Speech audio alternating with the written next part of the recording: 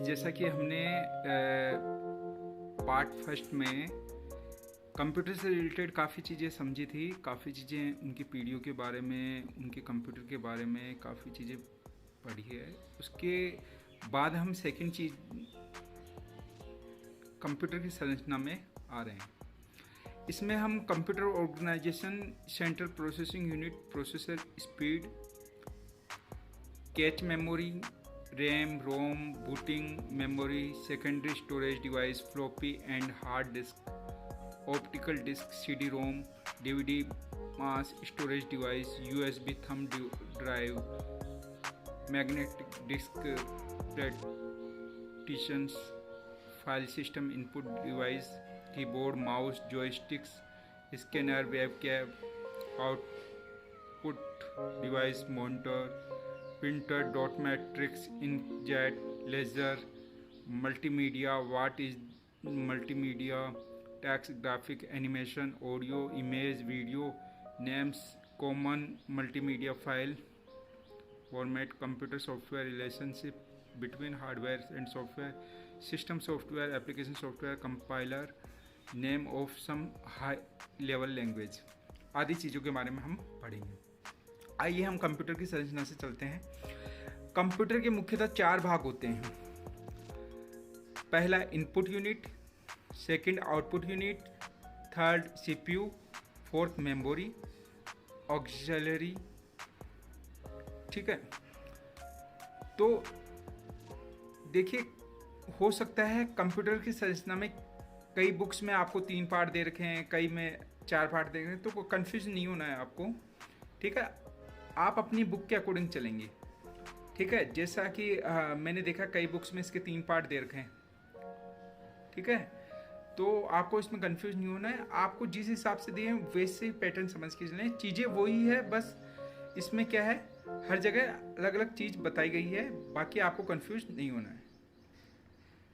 तो input unit के बारे में चलते हैं अपन। इनपुट यूनिट डाटा, प्रोग्राम और इंस्ट्रक्शन को कंप्यूटर में डालने के लिए जो डिवाइस की आवश्यकता होती है वह इनपुट डिवाइस कहलाती है।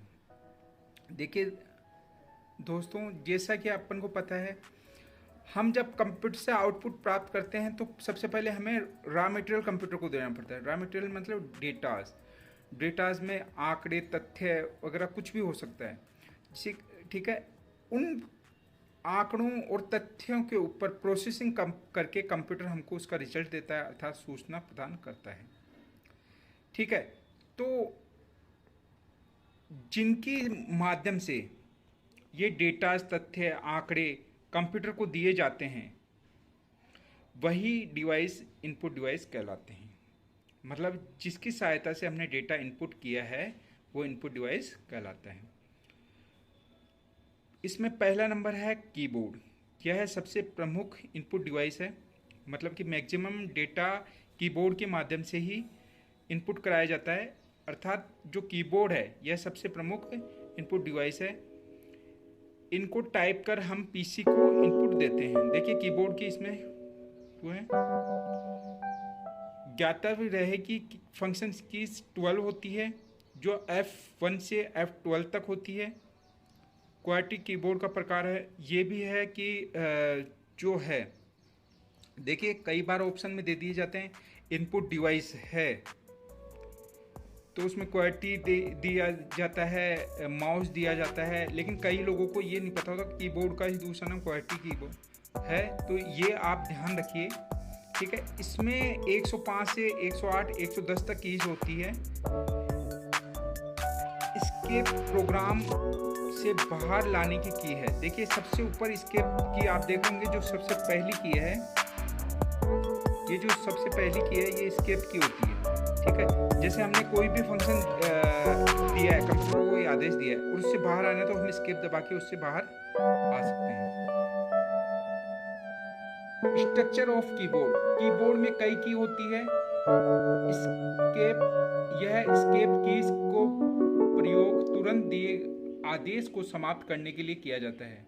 कंप्यूटर पर काम करते समय मौजूदा प्रोग्राम में अचानक खुली हुई प्रक्रिया को रद्द करने के काम में आते हैं। जैसे मान लीजिए अपने कोई भी विंडो ओपन करी, अब इससे बाहर एस्केप से अपन बाहर आ सकते हैं। ठीक है, या कोई भी अपन ने जो फंक्शन यूज किया उससे बाहर आने के लिए हम एस्केप यूज कर सकते हैं। फंक्शन की F1 यह है कि चालू प्रोग्राम में हेल्प प्रोवाइड कराने के लिए करवाती है, यानी अपन कभी भी किसी प्रोग्राम में चालू है हमारा प्रोग्राम, उसमें F1 दबाएंगे तो हेल्प का जो है डायलॉग बॉक्स वो ओपन हो जाएगा। हमें हेल्प किसी भी प्रकार की हेल्प चाहिए तो उसमें यूज कर सकते हैं।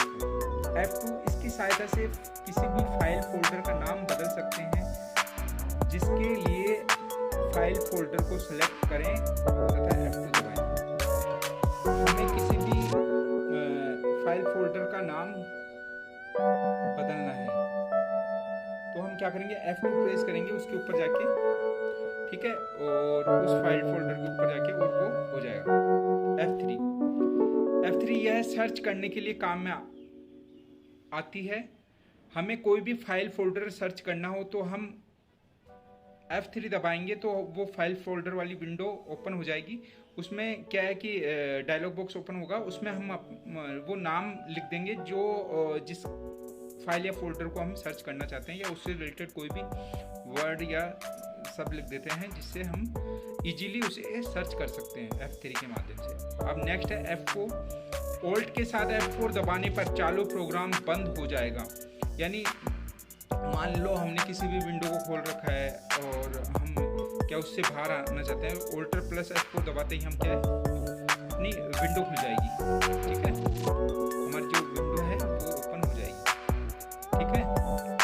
F5 यह कंप्यूटर को रिफ्रेश करने के लिए काम में आती है। देखिए आप जब भी कंप्यूटर स्टार्ट करते हैं, ठीक है, या कंप्यूटर पर आपको जो काम करना है वो कर लिया आपने, तो होता क्या है, ये सिस्टम है कि हम जब भी कंप्यूटर को स्टार्ट करें और या कंप्यूटर पे हमने जो काम किया है वो काम पूरा हम कर लेते हैं, उसके बाद F5 प्रेस कीजिए। आप 4-5 बार F5 प्रेस करेंगे तो वो क्या है कि कंप्यूटर इससे रिफ्रेश हो जाता है, ठीक है।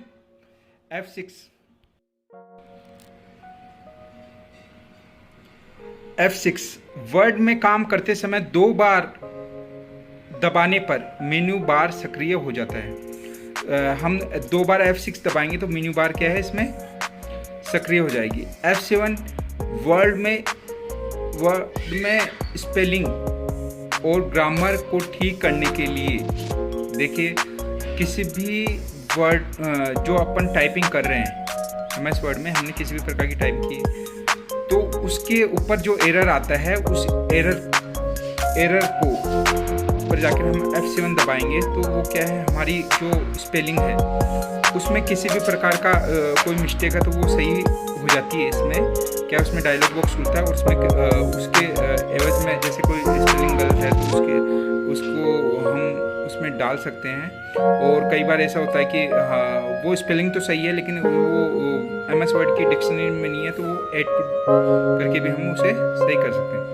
F8 विंडो लोड करते समय बूट करने के लिए काम आती है। देखो जो बूटिंग वाला वर्क होता है, जब विंडो हम कंप्यूटर को स्टार्ट करते हैं, विंडो बूट वाला जो टाइम होता है उसमें F8 यूज करते हैं। विंडो लोड करते हैं हम, उस समय बूटिंग के लिए F8 फंक्शन का यूज किया जाता है। F9 यह भी बूट सेटअप में काम में आती है। F10 शिफ्ट के साथ F10 दबाने पर राइट क्लिक का काम होता है। F11 इसकी सहायता से ब्राउज़र को फुल स्क्रीन किया जा सकता है। F12 ब्राउज़र को फुल स्क्रीन मतलब अपन को, जैसे अपन को देखते हैं कि हमें छोटी स्क्रीन में हम किसी चीज़ को देख रहे हैं, ठीक है, या छोटी स्क्रीन में हमारा काम कर रहे हैं, हम उसको फुल स्क्रीन में करना चाहते हैं तो हम F11 दबा के इसको फुल स्क्रीन कर सकते हैं। F12 वर्ड में सेव एज फाइल का विकल्प खोलती है। सेव एज फाइल यानी हम किसी दूसरे नाम से उसे सेव करना चाहते हैं तो वो F12 करके हम कर सकते हैं। न्यूमेरिक कीज कीबोर्ड के दाएं भाग में होता है। न्यूमेरिक कीज कीबोर्ड के दाएं भाग में होता है। इसमें 0 से 9 तक सभी अंक तथा प्लस, माइनस, मल्टीप्लाई, डिवाइडेशन कुंजी होती है। देखिए दायां भाग ये है, ये देखिए आप दिख रहा होगा आपको, ये देखिए आप, ये जो काउंटिंग है ये दाएं भाग में होती है इसके। कीबोर्ड के दाएं भाग में होती है। ठीक है, नेक्स्ट है cursor control keys. Cursor control keys आपने देखा होगा, ये ऊपर नीचे दाएं बाएं तीर के निशान, एरोज के निशान होते हैं, इन्हें कर्सर कंट्रोल कीज़ कहते हैं। इन्हें एरो कीज़ का प्रयोग कर्सर मॉनिटर की चमकती रेखा का क्रमशः दाएं बाएं ऊपर नीचे चलाने के काम में आती है तथा home and page up page down keys text को घुमाने में सहायक होती है। देखिए, अगर हमें लेफ़्ट साइड में जाना है, हम MS वर्ड में वर्क कर रहे हैं और हमें लेफ़्ट साइड में जाना है, तो हम लेफ़्ट वाली एरो कीज दबाएंगे, हम लेफ़्ट साइड में चल जाएंगे। हमें राइट साइड में जाना है, राइट साइड वाली एरो कीज दबाएंगे, राइट साइड में चल। हमें ऊपर जाना है तो हम ऊपर वाली एरो की दबाएंगे, ऊपर चल जाएंगे। नीचे वाली लाइन में जाना है, नीचे वाली एरो की दबाएंगे, नीचे वाली पेज अप जाना है, पेज अप यानी एक पेज ऊपर जाना है तो हम पेज अप कर देंगे। पेज डाउन यानी हमें नीचे वाले पेज में जाना है, पेज डाउन करेंगे, नीचे वाले पेज में हम चल जाएंगे MS वर्ड में काम करते समय। ठीक है, होम हमें सबसे पहले पेज में जाना है, हमें होम जहाँ से हमने स्टार्ट किया था वर्क वहाँ से जाना है तो हम होम दबाएंगे, होम चल जाएंगे। एंड हमें सबसे लास्ट वाले पेज में अगर जाना है तो हम उस सबसे लास्ट वाले पेज में चले जाएंगे। ठीक है, स्पेशल पर्पस की बैक स्पेस की, बैक स्पेस उन शब्दों को हटाता है जो कर्सर के बाईं तरफ होते हैं। देखिए, बैक स्पेस क्या करता है, बाईं तरफ के अक्षरों को हटा देता है यानी डिलीट कर देता है।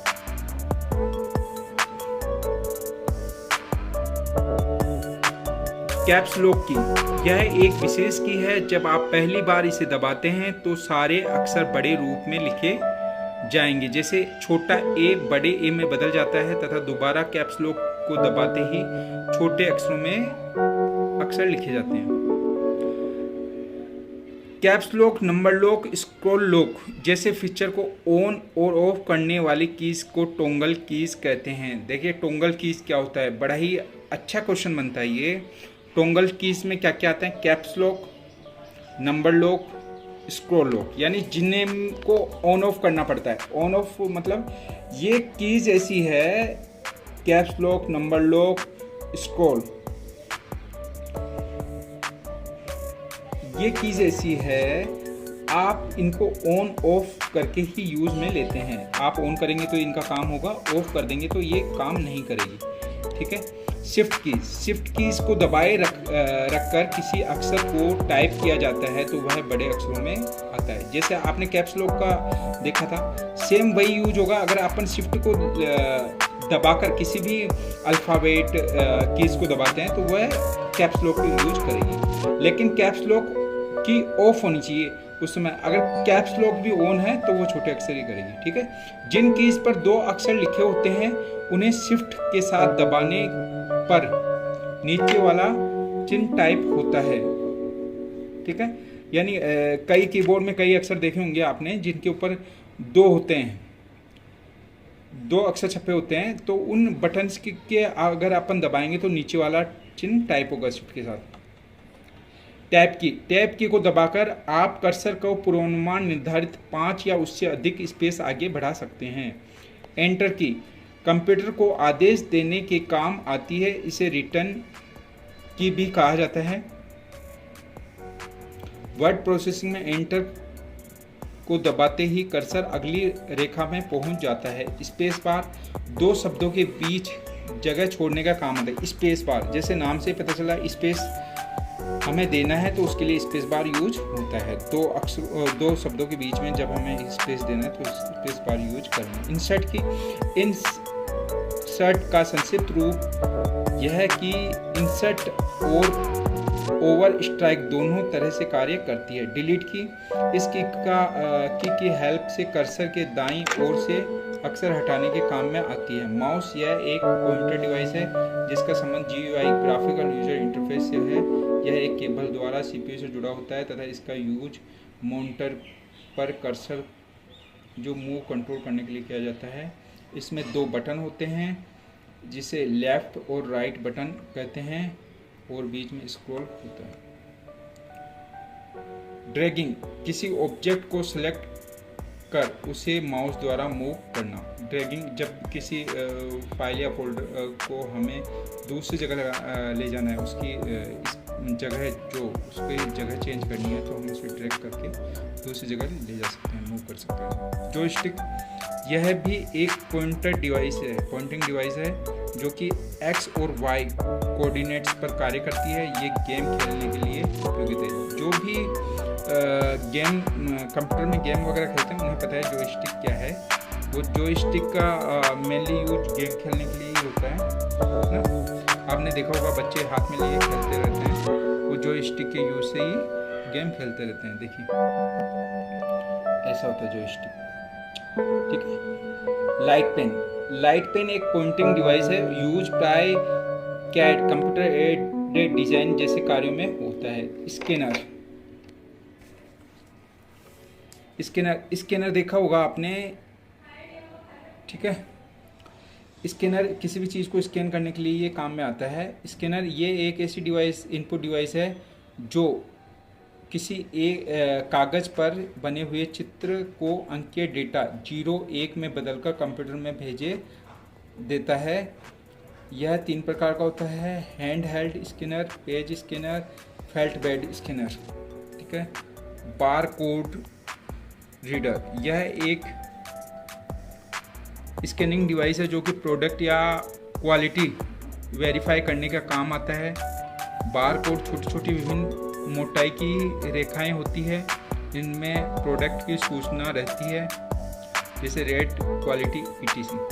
आपने देखा होगा कोई भी पार्सल आता है आपके, चाहे अमेजोन का पार्सल हो, फ्लिपकार्ट का पार्सल हो, उसके ऊपर बारकोड होता है। या आपने आजकल देखा होगा, आप बड़े बड़े मल्टी स्टोर में जाते हैं तो वहाँ भी प्रोडक्ट्स के ऊपर बारकोड लगा होता है, ठीक है। तो वहाँ आपने देखा होगा जैसे रिलायंस मार्केट है या जियो मार्केट है, इनमें आप जाते हैं जब भी, तो आपने देखा होगा कि उसमें बारकोड है और एक बारकोड रिकॉर्डर की सहायता से स्कैन करता है वो, और उसमें उसकी रेट वगैरह पता चल जाती है, उसमें सारी चीज़ उसमें शो हो जाती है। तो वो ये बारकोड स्कैनर की सहायता से होता है।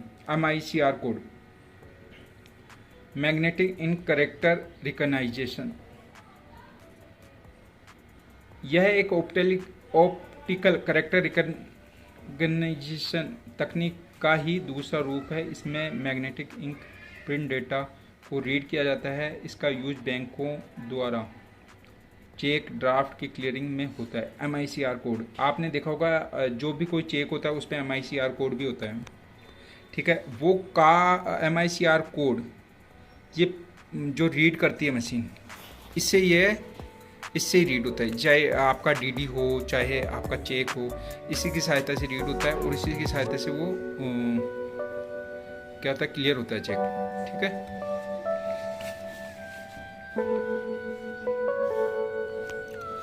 ओमार, 8 नंबर पे ओमार है, ऑप्टिकल मार्क रीडर। इसके द्वारा कागज पर बने हुए चिन्हों को पहचाना जाता है। इसका यूज एकेडमी टेस्टिंग के लिए होता है, अर्थात एग्जाम में होता है। देखिए आपने देखा होगा, आपको ओमार शीट मिलती है।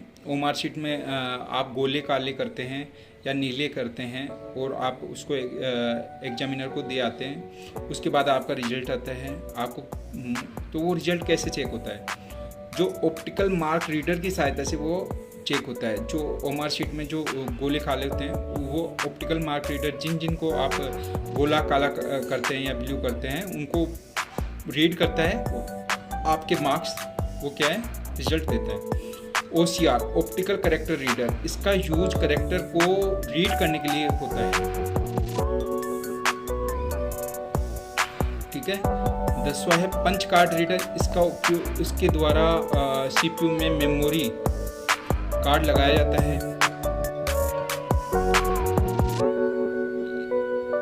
ये CPU में मेमोरी कार्ड लगाया जाता है। माइक, ऑडियो के रूप में इनपुट देने का काम आता है। देखिए माइक ये भी इनपुट डिवाइस है, क्योंकि उसमें आवाज़ अपन बोलते हैं, ठीक है। माइक में आवाज़ अपन बोलते हैं, तो आप इसे यही देखिए कि ये इनपुट डिवाइस है, ना कि आउटपुट, ठीक है। ये ऑडियो, क्योंकि ऑडियो अपन बोलते हैं ना इसमें माइक में, इसलिए ये इनपुट डिवाइस, ओके। अब अपन चलते हैं अपनी जो इनपुट डिवाइस थी, अपन ने देख ली है सारी, ठीक है। अब अपन आउटपुट डिवाइस की तरफ चलते हैं, ठीक है। एक बार आपको रिपीट कराने की ज़रूरत है क्या क्या अपन ने इनपुट डिवाइस में पढ़ा। गाइस इनपुट डिवाइस में एक बार देखेंगे इनपुट डिवाइस में क्या क्या पढ़ा अपन ने। देखिए सबसे पहले तो अपन ने कीबोर्ड पढ़ा, सबसे पहले कीबोर्ड के बारे में देखा हमने, कीबोर्ड इनपुट डिवाइस के बारे में देखा अपन ने, ठीक है। उसके बाद में अपन ने माउस के बारे में देखा है, जो हमारी इनपुट डिवाइस है माउस, ठीक है। फिर हमने जॉयस्टिक के बारे में देखा, फिर हमने लाइट पेन के बारे में देखा, फिर हमने स्कैनर के बारे में देखा, ये भी एक प्रकार का इनपुट डिवाइस है। फिर हमने बारकोड रीडर के बारे में देखा, ठीक है। उसके बाद में MICR, ठीक है। उसके बाद में ओमार, फिर OCR 10 नंबर पे 5 कार्ड रीडर, फिर माइक 11 नंबर पे, ठीक है। 11 इनपुट डिवाइस अपन ने पढ़ ली है, इनपुट यूनिट पढ़ ली है। अब हम आउटपुट यूनिट्स की तरफ, आउटपुट डिवाइस की तरफ देखते हैं। तो आउटपुट डिवाइस में सबसे पहले है मॉनिटर। यह कंप्यूटर द्वारा प्रोसेस किए गए रिजल्ट को प्राप्त करने की डिवाइस होती है, यानी अपन ने इनपुट दिया इनपुट डिवाइस के माध्यम से, अब जो आउटपुट मिलेगा हमें वो आउटपुट डिवाइस के माध्यम से मिलेगा। फर्स्ट है मॉनिटर, यह किसी भी टर्मिनल का पहला भाग होता है तथा कीबोर्ड दूसरा होता है। यह टीवी की तरह होता है जहां हमें चित्र, आकार, सूचनाएं आदि देखने को मिलती है। इसे विजुअल डिस्प्ले यूनिट कहते हैं। इस पर दिखाई जाने वाली सूचना चित्र बहुत से छोटे छोटे बिंदुओं से मिलकर बने होते हैं। इन बिंदुओं को हम पिक्सेल्स कहते हैं। वीडियो पर एक अंडरस्कोर जैसी छोटी चमकीली लाइन होती है जिसे कर्सर कहते हैं। इस कर्सर को हम कीबोर्ड की हेल्प से वीडियो की स्क्रीन पर कहीं भी ले जा सकते हैं। इसे उदाहरण TFT, LED, LCD। प्रिंटर, देखिए मॉनिटर आप लोग सभी समझते हैं मॉनिटर क्या चीज़ होती है। ये टीवी के समान होता है, ठीक है। इसे वीडियो विजुअल डिस्प्ले यूनिट भी कहते हैं, ठीक है ना। और इसमें ही हमें जो हमारा जो रिजल्ट है या हमारी सूचना हमें प्राप्त होती है, ठीक है। इसमें एक छोटी चमकीली लाइन होती है जिसे हम कर्सर कहते हैं। अब सेकंड नंबर पे आया हमारा प्रिंटर। प्रिंटर में क्या है, प्रिंटर यह एक हार्ड कॉपी या स्थायी प्रति प्रदान करता है। अधिकतर पर्सनल यूज के लिए इंकजेट प्रिंटर तथा बड़े कार्यों के लिए डॉट मैट्रिक्स या लेजर प्रिंटर उपयोग में लिए जाते हैं। इंकजेट प्रिंटर यह एक नॉन इम्पैक्ट प्रिंटर है। इसमें इंक का प्रयोग होता है। इंक को नोजल द्वारा पेपर बौछार की जाती है। यह एक सस्ता प्रिंटर है। प्रिंटर की गुणवत्ता DPI डॉट पर इंच में मापी जाती है। सेकंड है लेजर प्रिंटर। यह एक उच्च गति वाला प्रिंटर है। इसमें लेजर बीम, प्रकाशीय ड्रम तथा अवशेषित शाही टोनर का उपयोग किया जाता है। लेजर बीम में प्रकाशीय ड्रम पर आवश्यक विद्युत आकृति बनाई जाती है। यह सबसे महंगा प्रिंटर है तथा इसका उपयोग बड़े कार्यों DTP, डेस्कटॉप पब्लिशिंग आदि में होता है। देखिए अपन बेसिकली इसे ही यूज करते हैं। आपने ऑफिस वगैरह में देखा होगा आजकल मैक्सिमम जगहों पर ये लेजर प्रिंटर ही यूज हो रहे हैं। डॉट मैट्रिक्स, यह एक इम्पैक्ट प्रिंटर है जो एक बार में एक अक्षर प्रिंट करता है। इसमें एक प्रिंट हेड होता है जो दाएं से बाएं, बाएं से दाएं घूमता है। प्रिंट हेड में छोटी छोटी पिन होती है जो कागज से टकराने पर प्रिंट होता है। इसकी सहायता से ग्राफ बनाए जाते हैं। यह सस्ता व कम गुणवत्ता वाला होता है। प्लॉटर, यह एक ऐसा प्रिंटर उच्च गुणवत्ता वाले चित्र, ग्राफ आदि प्रिंट करता है। इसका उपयोग इंजीनियर, वास्तु, भवन निर्माण, सिटी प्लानिंग, मानचित्र आदि में किया जाता है। यह सबसे उत्तम श्रेणी का प्रिंटर है। यानी प्लॉटर जो है सिटी प्लानिंग, मानचित्र या भवन निर्माण, वास्तुविद आदि में किया जाता है। इंजीनियर्स वगैरह यूज करते हैं। अच्छा नेक्स्ट है, थर्ड है स्पीकर यह एक ऐसी डिवाइस है जो कंप्यूटर ऑडियो के रूप में आउटपुट देता है। इसका यूज मल्टीमीडिया में होता है। इसका उपयोग हेतु सीपीयू में साउंड कार्ड होना आवश्यक है।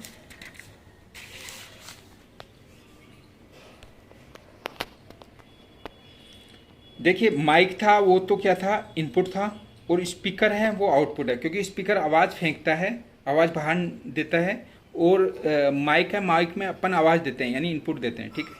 हेडफोन यह भी स्पीकर की तरह कार्य करता है, बस इसे सीधे कान पर बेल्ट की तरह लगाया जाता है। यानी जो लीड होती है, हमारा हेडफोन होता है, वो भी आउटपुट यूनिट का काम करता है, यानी हमें आवाज़ सुनाई देती है।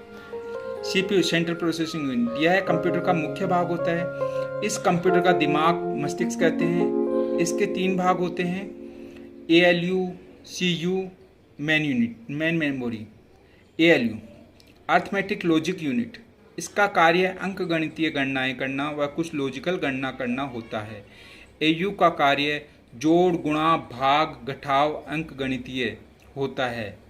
एलयू का कार्य करना जैसे ए बी की तुलना करना, इसमें अगर दी गई कंडीशन सही है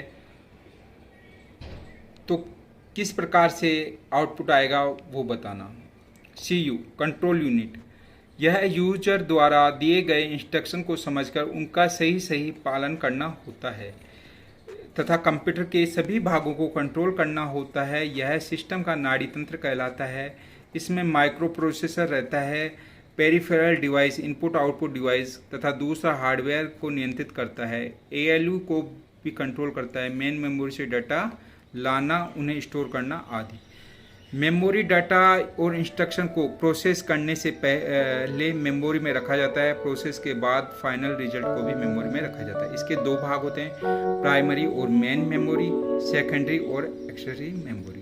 प्राइमरी मेमोरी यह सीपीयू के अंदर स्थित इलेक्ट्रॉनिक मेमोरी होती है। इसकी क्षमता कम व गति बहुत तेज होती है। यह वोलेटाइल अस्थायी होती है, जो कंप्यूटर के ऑफ करने पर भी हट जाती है। RAM random access memory, RAM में डाटा का क्रमानुसार न पढ़कर सीधे ही प्राप्त किया जाता है। यहाँ डाटा इन्फॉर्मेशन को अस्थायी रखा जाता है। आजकल रैम जीबी में मिलती है तथा DDR1 DDR2 रैम है। रैम 2 प्रकार की होती है, डी रैम, डायनेमिक रैम। इसमें पावर सप्लाई होने के बावजूद इसमें डेटा कम समय के लिए स्टोर होता है तथा इसे बार बार रिफ्रेश करना पड़ता है। इसके लिए कम पावर की ज़रूरत होती है और यह सस्ती होती है। स्प्रैम स्टैटिक्स रैम, इसमें डाटा अब तक स्टोर रहता है जब तक कंप्यूटर चालू रहता है। इसमें डी रैम की तुलना में कम डेटा स्टोर कर सकती है, परंतु स्प्रैम की स्पीड तेज़ होती है। यह डी रैम से महंगी होती है। कैच मेमोरी यह प्राइमरी का ही पार्ट है। यह सबसे तेज़, सबसे महंगी मेमोरी है। यह माइक्रो प्रोसेसर मेन मेमोरी में मध्यस्थ है का कार्य करती है। रोम रीड ओनली मेमोरी, जैसा नाम से ही पता चलता है कि पढ़े जाने योग्य, इस पर लिखा नहीं जा सकता। पीसी बंद करने पर भी यह डेटा को स्टोर रखती है। इसे वर्गीकृत किया गया है। प्रोग्रामेबल रीड ओनली, यह एक विशेष प्रकार की रोम है। इसमें यूजर स्पेशल ऑपरेशन से डेटा इन्फॉर्मेशन राइट करता है। यह एक बार प्रोग्राम राइट कर दिए जाने के बाद सामान्य रोम की तरह व्यवहार करती है। ईरोम इरेजेबल रोम, इसमें अल्ट्रा वोलेट रेज पराबैंगनी किरणों की मदद से पुराने प्रोग्राम को हटाकर नए प्रोग्राम को लिखा जा सकता है। ईईप्रोम इलेक्ट्रिकली इरेजेबल प्रोग्राम रोम, इलेक्ट्रिक हाई वोल्टेज रूल से प्रोग्राम को हटाया जाता है। इसका मुख्यतः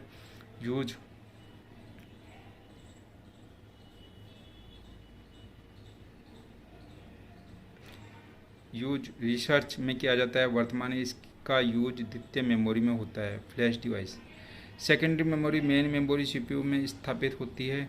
इसकी कम क्षमता महंगी होने के कारण से अतिरिक्त मेमोरी में उपयोग में ली जाती है। Data backup file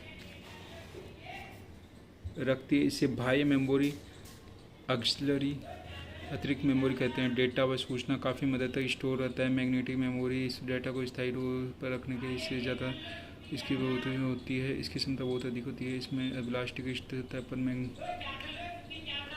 ferric oxide lab कर मैग्नेटिक सतह बनाई जाती है। फ्लॉपी डिस्क यह एक माइलर की बनी होती है, एक वर्ताकार डिस्क होती है। डायरेक्ट एक्सेस मीडिया अर्थात यह मनचाहे एड्रेस में डेटा सीधे प्राप्त किया जाए। फ्लॉपी पर डेटा संकेंद्रित को सेंट्रल पथों पर स्टोर किया जाता है, जिन्हें ट्रैक कहा जाता है। वो ट्रैक कई भागों में बटा होता है। सेक्टर कहा जाता है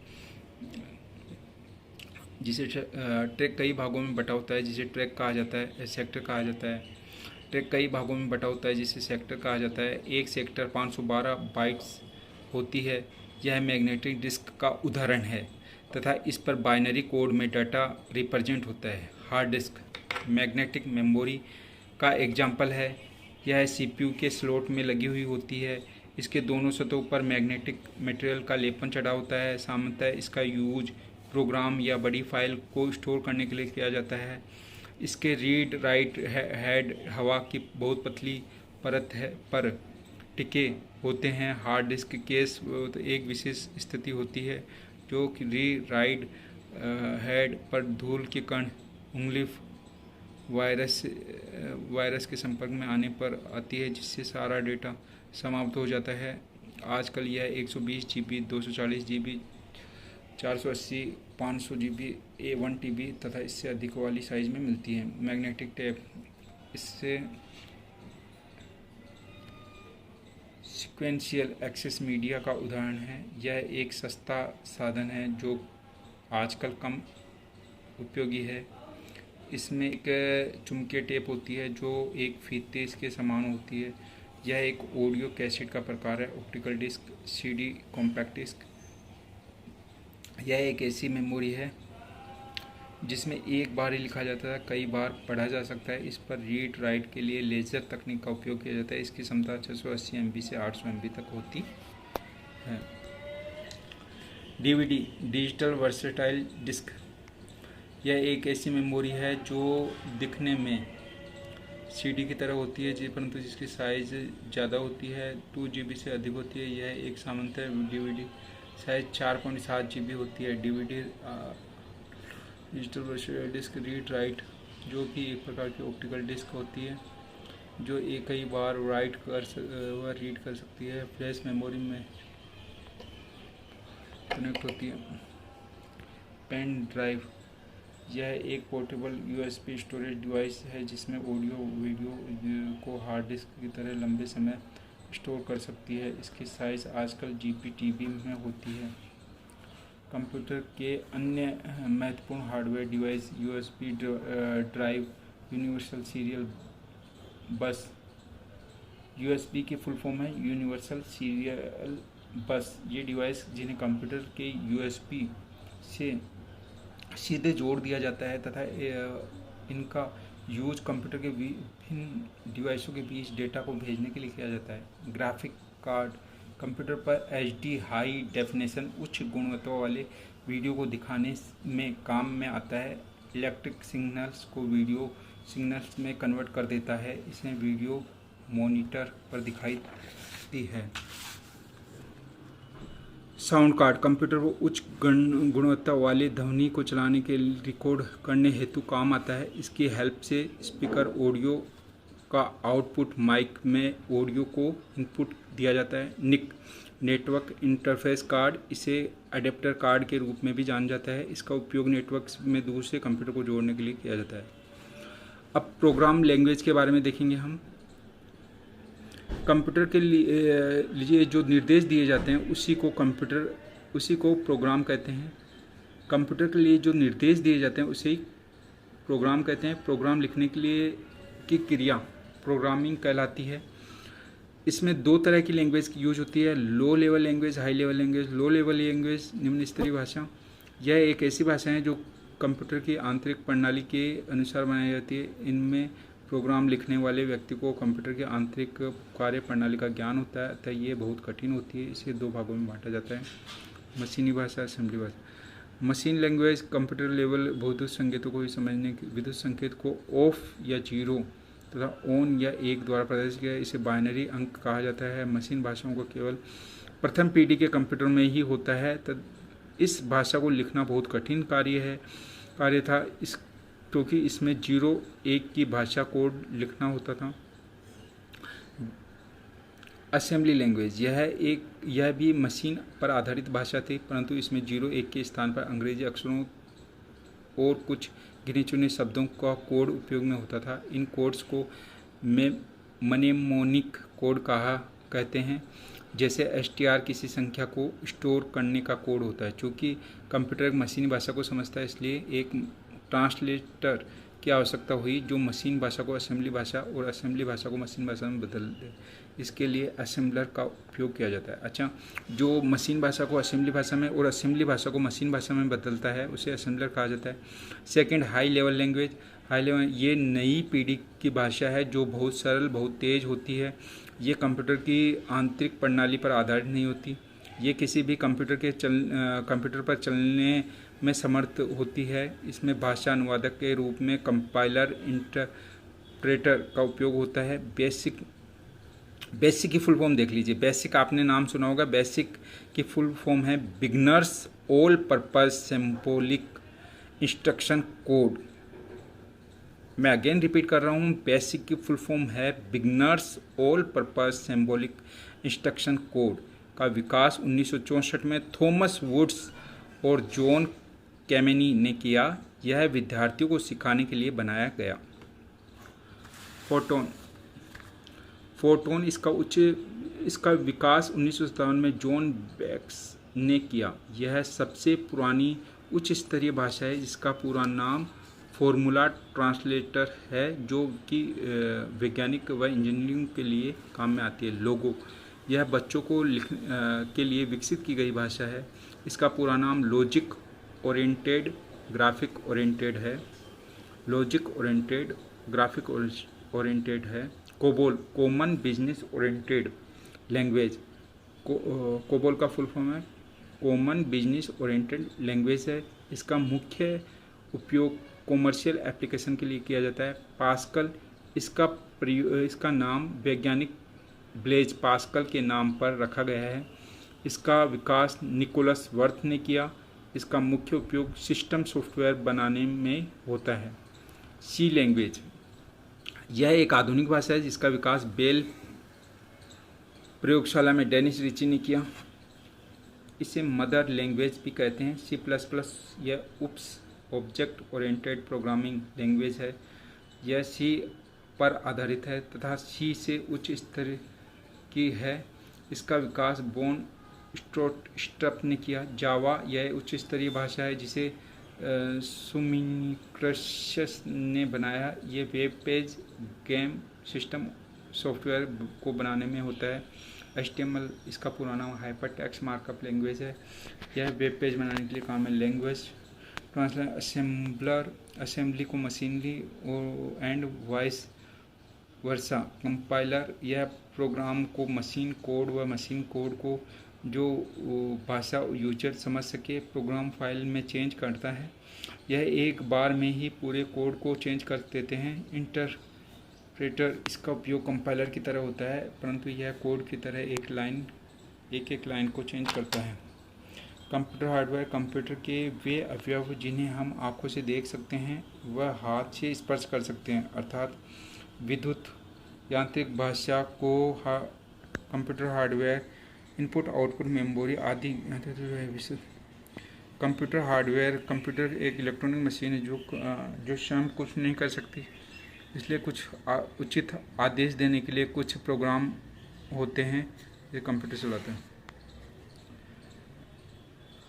इस प्रकार सॉफ्टवेयर उन प्रोग्रामों, प्रक्रियाओं तथा आदेशों के समूह को कहते हैं कंप्यूटर हार्डवेयर को चलाते हैं। विभिन्न कहते हैं system software, utility software, application software, general purpose software. System software जो प्रोग्राम को चलाने के लिए, को कंट्रोल करने के लिए, उनके विभिन्न भागों को देखभाल करने के तथा उनकी सभी क्षमताओं को अच्छे से अच्छे उपयोग करने के लिए जिन्हें बनाए जाते हैं, जिन्हें सिस्टम सॉफ्टवेयर कहा जाता है। इनके ऑपरेटिंग सिस्टम तथा भाषा अनुवादक होते हैं, compiler, interpreter, assembler. Utility software ऐसे सॉफ्टवेयर जिनकी बार बार आवश्यकता होती है। ये ऐसे कार्य करते हैं जो कंप्यूटर का उपयोग करते समय हमें कराने पड़ते हैं, जैसे हमारी फाइलों को बैकअप किसी भारी स्टोरेज डिवाइस पर लेने का कार्य करता है। ये सिस्टम सॉफ्टवेयर के साथ ही आते हैं, जैसे text editor, file sorting program, data selection program, disk management program. Application software ये वे प्रोग्राम हैं जो हमारे वास्तविक कार्य कराने के लिए लिखे जाते हैं। ये वे प्रोग्राम हैं जो यूजर को अपनी आवश्यकता अनुसार बनाए जाते हैं। इसके कई कार्य कर्मचारियों के वेतन की गणना, विभिन्न रिपोर्ट छापना, दस्तावेज तैयार करना। इसके उदाहरण MS Word, Excel, Tally, PageMaker, Photoshop etc। Fourth है general purpose software.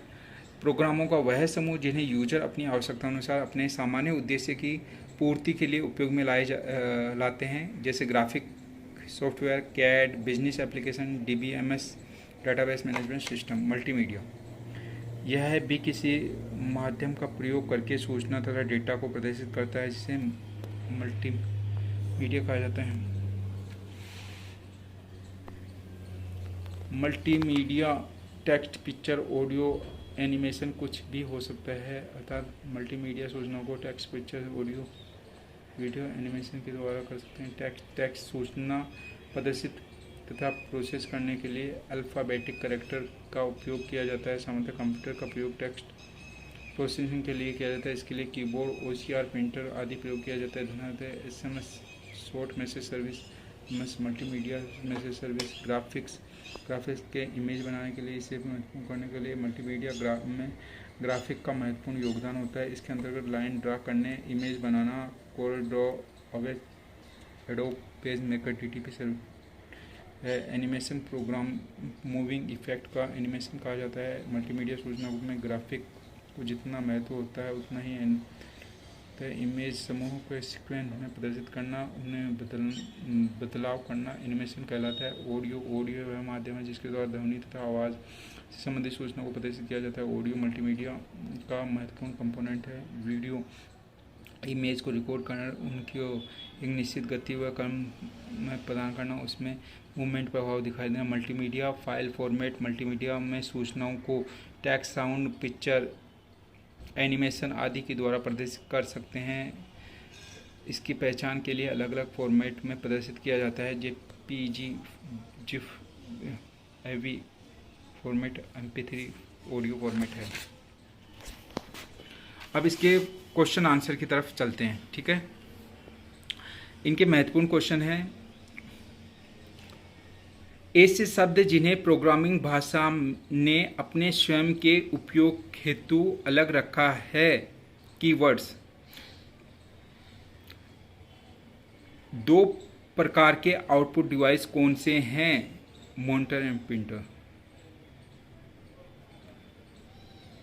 Output device मतलब जिससे सूचना हमें प्राप्त हो रही है, ठीक है। हमने इनपुट दिया, फिर प्रोसेसिंग हुई और आउटपुट मिला। तो आउटपुट किन किन से मिलेगा?